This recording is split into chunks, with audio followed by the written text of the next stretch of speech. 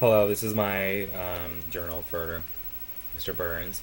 The whole concept to me was really memorable because it was a whole apocalyptic theme, and since they were like one of those few Survivor, they were a Survivor group. They were only acting on a TV episode from Simpsons, which didn't really seem realistic to me.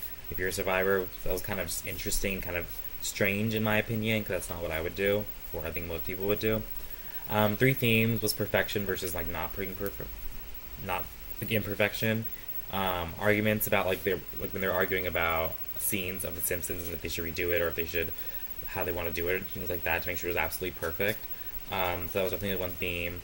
The other one would be kind of like the apocalyptic world versus the ideal world. So obviously they were in that moment when they were dealing with that. They were in the apocalyptic world, not in like that dystopian feeling. Versus kind of like what a Simpsons episode or the show, it was just more kind of just like a really relaxed environment where these kind of things obviously do not happen. Um, and also past versus future was another theme because it kind of fades out of The Simpsons and then them doing that. They talk about the real issues and who they've lost and whatnot, and kind of how they want to move forward. And obviously they make a theater troupe, which is a part of that.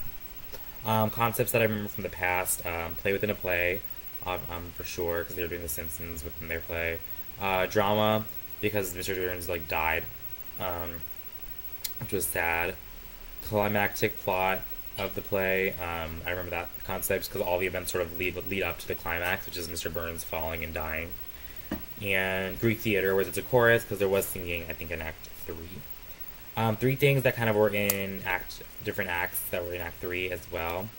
Um, Toxic by Britney Spears, like they kind of talked about it and performed it in separate acts. They talked about rakes in Act Two, and they used them in Act Three.